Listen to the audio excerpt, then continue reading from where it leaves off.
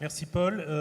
D'abord, merci Monsieur le Président, aux organisateurs de m'avoir invité. J'avoue que quand on m'a posé la question, et surtout sur le thème qui était là, j'ai même mis quand même 48 heures à dire que je venais, parce que c'est pas évident du tout. D'abord, je ne suis pas médecin, donc désolé. Je suis pharmacien au départ, mais je m'occupe effectivement du syndicat dans lequel on n'a pas toutes les qualités dans la vie. Et donc, tu l'as souligné tout à l'heure dans ton discours, donc on a à peu près environ un tiers de nos effectifs qui sont des médecins biologistes dans notre syndicat, bien sûr. Alors, on n'est pas exclusif du tout. Donc la médecine libérale et puis les enjeux d'un système d'information que je dirais maintenant mondial, parce que ce n'est pas la peine de se restreindre au niveau européen. Je suis passionné, comme l'a dit Paul, par l'Europe, évidemment. Je siège à Bruxelles, je suis le seul libéral à siéger au Conseil économique et social européen. Et donc on a effectivement toujours un chemin difficile pour se faire entendre. De temps en temps, on y arrive, et quand on y arrive, eh bien, il faut parler au nom de tous. Et là, c'est un petit peu plus compliqué parce qu'il faut mettre tout le monde d'accord. Il y a évidemment des changements très profonds qui vont avoir lieu, vous le savez, on en a parlé ce matin, mais aussi il faut parler de la mobilité européenne, il faut parler des soins transfrontaliers, il faut parler des gens qui demain vont se déplacer, l'exposition des pathologies, mais ça vous le savez, et le basculement du problème du curatif vers le préventif et cette révolution digitale qui arrive derrière, sur lequel effectivement ça peut bousculer, vous l'avez dit pendant presque une journée, les bousculer nos habitudes. Petit domaine sur lequel on a aussi quelque chose à regarder, c'est le côté bien-être. De plus en plus de secteurs arrivent maintenant à développer dans le domaine de la santé bien-être.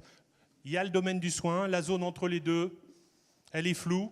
On le voit très bien aujourd'hui, nos collègues pharmaciens vendent des autotests qui ont une autorisation CE, tout simplement, mais qui n'ont pas forcément la qualité des examens de biologie. Mais en tout cas, c'est répandu, ça se vend dans nos officines. Et il y a des problématiques qui seront posées à vous, évidemment, avec des patients qui viendront avoir des résultats par rapport à ces autotests qu'ils ont achetés, soit sur Internet, soit chez nos pharmaciens. En ce qui concerne l'investissement massif dans la santé, bah vous le savez, les GAFA, bon, tout ça, tout le monde en a entendu parler, c'est un sujet récurrent. Vous aurez le diaporama à votre disposition. Vous avez vu qu'il y a des investisseurs énormes et on met des milliards, évidemment, dans cette recherche et on évolue, évidemment, vers un système global. En ce qui concerne la santé bien-être, c'est pareil. Vous avez aussi beaucoup de sociétés qui s'intéressent au bien-être, qui vont essayer de trouver chez l'individu, chez le patient, le consommateur, le client européen ou mondial, les moyens de lui donner un bien-être et de vendre de la santé. Alors la santé sous toutes ses formes, physique, mentale et autres, et éventuellement aussi des préconisations. Donc on voit qu'on évolue de plus en plus vers un investissement là-dessus. En ce qui concerne les enjeux pour les systèmes de santé mondiaux, il y a plusieurs enjeux que je vous ai décrits là. Donc très rapidement, effectivement, il y a d'abord les enjeux de sécurité des flux et des données. Vous l'avez souligné, il y a à peu près aujourd'hui dans notre secteur privé 15 laboratoires français, des sociétés d'exercice libérales qui ont subi des ransomware, qui ont payé de 5 000 à 25 000 euros pour récupérer les données des patients qui ont été cryptées. Donc aujourd'hui, c'est une vie qu'on vit tous les jours, nous, parce que nous essayons de protéger nos systèmes informatiques et c'est extrêmement compliqué. Aujourd'hui, il n'y a plus besoin de se déplacer pour faire un casse. Il vaut mieux rester dans son pays d'origine, faire ça par Internet, trouver un moyen. Et pour démontrer la fragilité de notre secteur, nous avons fait une étude sur la Bretagne, les 400 labos bretons. On a payé une société de hackers qui sont rentrés dans tous les laboratoires et dans tous les serveurs de laboratoire. Même le type qui se disait le plus sécurisé du monde, ils ont trouvé le moyen de rentrer, soit par les personnels, soit en faisant des offres d'achat, en rentrant par les PC, en ayant des adresses, etc., y compris même une société où ils se sont fait passer, ils ont profité de l'absence d'un technicien de maintenance pour prendre sa place. Ils avaient tout filmé en caméra, ils se sont mis comme eux, la même société et tout. Et le PDG était très content, il a dit oh ben, vous venez dépanner tout de suite, oui, sauf qu'on est la société hacker, on est devant votre serveur, voilà. Donc on peut pirater vos données. Donc ça, tout ça, ça se passe très bien. Il faut vous dire qu'on est extrêmement fragile et ça, c'est très important. Et comme tu l'as dit, la prochaine étape, évidemment, c'est de tuer des gens, c'est plus compliqué, mais là, ils y arriveront aussi. Donc l'enjeu de propriété d'exploitation des données, bah là, évidemment, qui contrôle les données, qui fait quoi? Vous savez que là, le grand enjeu en France, c'est de dire on va mettre les données à disposition de tout le monde, des ARS en particulier, des requêtes, des choses, de tout le monde. La question jusqu'où on va et qui contrôle cela. Ça, c'est une vraie question qu'on a aujourd'hui. Les enjeux d'organisation aussi, eh bien, les choses vont plus vite que nous. Et soit on est devant, soit on est derrière. Je pense que nos collègues italiens nous rappelleront qu'il faut toujours innover et il faut toujours trouver des solutions nouvelles et il faut aller aussi vite que la technologie. Ensuite, l'État, des fois, a des difficultés. On le voit aujourd'hui, nous on le subit puisque tout le monde veut nos données de biologie. Mais en gros, comment on fait ? Et on essaye de faire avancer, vous savez, notre région centre, et je remercie Raphaël effectivement d'avoir fait avancer ce dossier extrêmement rapidement. On essaye d'organiser, de voir comment on peut être... on est région pilote pour la MSS, on est région pilote pour le DMP, donc on essaye d'avancer au fur et à mesure, mais ça ne va pas être simple.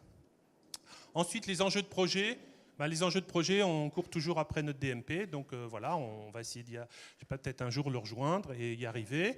Il faut de l'espoir, il faut surtout, il y a eu beaucoup d'argent de dépensé, il faut vraiment que les acteurs se mettent tous autour de la table pour qu'on y arrive ensemble et que ça coûte quand même le moins cher possible. Les financements, je vous l'ai dit, les grands acteurs mondiaux aujourd'hui se mettent dans la danse et essayent de trouver effectivement des solutions hors cadre réglementaire. En ce qui concerne les enjeux pour nous, les professionnels de santé libéraux, pour vous, médecins, effectivement, c'est des jeux de positionnement. C'est-à-dire aujourd'hui, qu'est-ce qu'on fait dans la santé du citoyen ? Quelle place on a ? Quels sont des outils d'autonomie ? Vous savez qu'il y a aujourd'hui, je vous l'ai dit, plein d'usages qui vont se révolutionner. Si vous regardez bien, les objets connectés vont évidemment faire partie de notre vie et c'est une attente des patients. Alors pour quelles raisons ? Est-ce qu'on veut tout connaître sur sa santé dès le matin qu'on se lève ? Je ne sais pas, mais en tout cas c'est une demande, c'est une envie, c'est une nouveauté et il y a effectivement un secteur sur lequel il faut s'y intéresser. Nous, il y a une loi qui est passée en 2013 sous l'ancienne ministre qui nous disait de contrôler les autotests, les auto-analyseurs. Donc, on ne l'a jamais fait parce que pour l'instant, on ne voit pas très bien pour l'instant comment on va le faire. Mais en tout cas, on y réfléchit. On va poser des solutions, en tout cas à la rentrée, au nouveau gouvernement. En ce qui concerne les enjeux de concurrence, vous avez vu que l'intelligence artificielle, vous avez vu que Google avance beaucoup et que dans les 15 jours qui sont passés, là, certains langages machines avaient créé leur propre code sans que Google puisse les maîtriser et un nouveau langage que les programmateurs n'avaient pas vu. Donc ils ont arrêté pour l'instant, mais ça va continuer. Il faut savoir que l'intelligence artificielle avance à vitesse grand V, bien sûr, sur un certain nombre de sujets.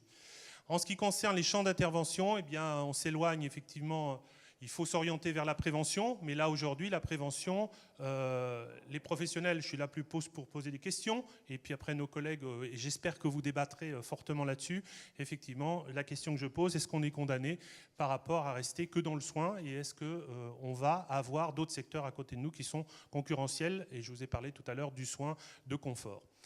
La nécessité d'un approche constant de nouvelles technologies, il faut vraiment qu'on aille très vite, il faut que nos jeunes, il faut que nous-mêmes soyons formés, ils sont plus impactés encore que nous demain, et donc il faut travailler très rapidement sur des systèmes d'interopérabilité. Je vous rappelle qu'aujourd'hui, les biologistes libéraux ne peuvent pas échanger avec l'hôpital. Nous transmettons toujours nos résultats de biologie par fax, donc il faut vraiment qu'on avance, il faut une interopérabilité des systèmes, et il faut qu'on puisse avoir un échange de données entre professionnels de santé, c'est fondamental pour l'avenir pour nous. Les enjeux d'équipement, évidemment, ça coûte cher, il faut investir, et tous nos industriels qui fabriquent de nouveaux logiciels, à chaque fois, on a fait une enquête nationale, nous, les laboratoires, nous avons qu'à peu près une vingtaine de SIL en France, des systèmes d'informatique de laboratoire, qu'une vingtaine de sociétés. Pour mettre à jour un nouveau niveau de version, il faut 10 ans pour que le parc chez nous soit à jour. Donc vous imaginez la difficulté entre les gens qui ont des anciennes versions et qu'on ne peut pas investir. Nous, les PC dans notre laboratoire, moi, actuellement, on en a 3200 dans notre groupe, des PC. Donc remettre des versions à jour, etc. et tout, avoir des serveurs et tout ça, à chaque fois, c'est un investissement extrêmement constant. Donc il faut pouvoir le poursuivre. Et d'autre part, vous en avez parlé ce matin, la démocratie sanitaire, comment peser dans le débat, effectivement, les professionnels de santé et comment doit-on intervenir aussi avec nos patients, nos citoyens et pouvoir avoir un dialogue constructif là-dessus. Les enjeux éducatifs, extrêmement importants pour ne pas rendre le débat caduc, évidemment, face aux nouvelles technologies. Qu'est-ce qu'on dit à nos patients ? Qu'est-ce qu'ils vont chercher sur Internet ? Qu'est-ce qu'ils ont comme données aujourd'hui ? Moi, quand ils tapent des données de biologie, souvent ils sont morts le lendemain, ils disent c'est grave, ils nous appellent. Et en fait, il faut vraiment aujourd'hui avoir un rôle d'expert, et vous l'avez cité hier et aujourd'hui, il faut vraiment qu'on se place aujourd'hui pour des experts. Notre validité, notre crédibilité fait qu'aujourd'hui, c'est parce qu'on a notre qualité, notre formation, notre excellence et notre compétence, et il faut vraiment qu'on ait ce rôle d'expert. En ce qui concerne, en guise de conclusion, eh bien, est-ce qu'on pourrait devenir un GAFA, si je vous pose la question? Et je vous remercie pour votre débat. Je n'ai pas été trop long?